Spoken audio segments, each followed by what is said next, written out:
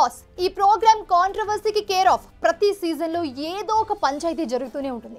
అసలు ఈ షోతో సొసైటీకి హాని తప్ప మేలు జరిగేది లేదన్నది ఏళ్లుగా జరుగుతున్న డిబేట్.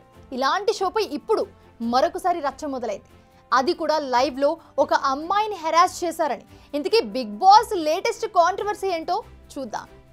మాలీవుడ్ షేక్ అవుతుంది. జస్టిస్ హేమా కమిటీ బయటపెట్టిన భాగోతానికి టాలీవుడ్ లో ఇప్పుడే ప్రకంపనలు స్టార్ట్ అయ్యాయి. జానీ మాస్టర్ రాసలీలలకు బాలీవుడ్, దాంతోపాటు అనేక చిన్న వుడ్లలో ఇప్పుడు ఇదే డిస్కషన్ నడుస్తోంది. ఇండస్ట్రీలో పెద్ద మనుషులు ముసుగులేసుకుని తెర వెనుక వేధిస్తున్న వారి విషయాలు ఇప్పుడిప్పుడే గొంతులు పెగులుతున్నాయి. న్యాయం చేయాలనే డిమాండ్లు వినిపిస్తున్నాయి. మరి ఇలాంటి సమయంలో అందరూ ఎంత అలర్ట్గా ఉండాలి? ఒళ్ళు దగ్గర పెట్టుకుని పనిచేయాలి కదా. ఇప్పుడు మీరు చూసింది బిగ్ బాస్ లేటెస్ట్ సీజన్లోని ఒక సీన్. యష్మి అనే ప్లేయర్ ఏడుస్తోంది. ఎందుకు? మణికంఠ అనే మరో క్యాండిడేట్ పదే వచ్చి తనను హక్ చేసుకుంటున్నాడు. వద్దని చెప్తున్నా అదే పని చేస్తూ ఉన్నాడు. ప్లీజ్ బిగ్ బాస్, నా వల్ల అవడం లేదంటూ ఆమె కన్నీరు పెట్టుకుంది. But no use. ఆమె ఏడుస్తుంటే బిగ్ బాస్ కెమెరా ఆమెపై ఫోకస్ చేసి జూమ్ చేసిందే తప్ప అక్కడ జరిగింది ఏమీ లేదు. బిగ్ బాస్ ఒక రియాలిటీ షో.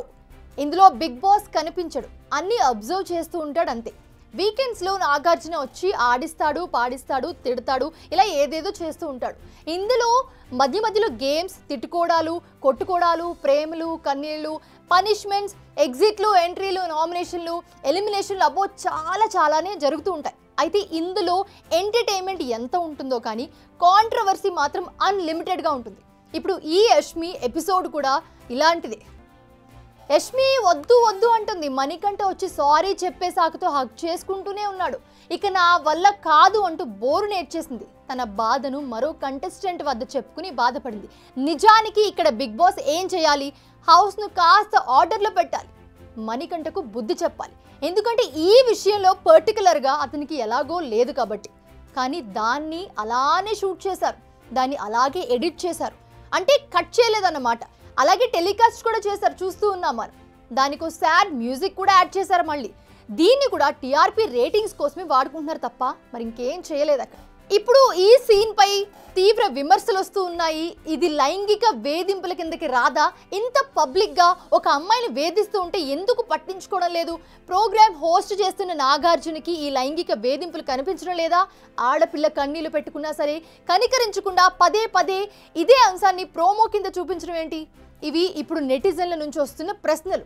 మరి సమాధానం చెప్పాల్సిన బాధ్యత బిగ్ బాస్ టీమ్దా, హోస్ట్ చేస్తున్న అక్కినేని నాగార్జునదా, లేక టెలికాస్ట్ చేస్తున్న స్టార్ మా ఛానల్దా? కెమెరాల రూమ్లో బంధించి వారి మధ్య పంచాయతీలు పెట్టి ఎమోషన్స్ పండించి కాసులు సంపాదించుకోవడం ఓకే. నచ్చిన వాళ్ళు చూస్తారు, నచ్చిన వాళ్ళు వదిలేస్తారు, అది వాళ్ళ ఇష్టం. బట్ ఈ వేధింపుల మ్యాటర్ మాత్రం కాస్త too much.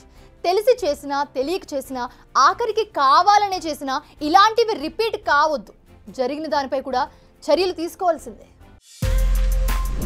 Big TV outlook కథనాలు నచ్చితే వెంటనే బిగ్ టీవీ ఛానల్ ను సబ్స్క్రైబ్ చేయండి.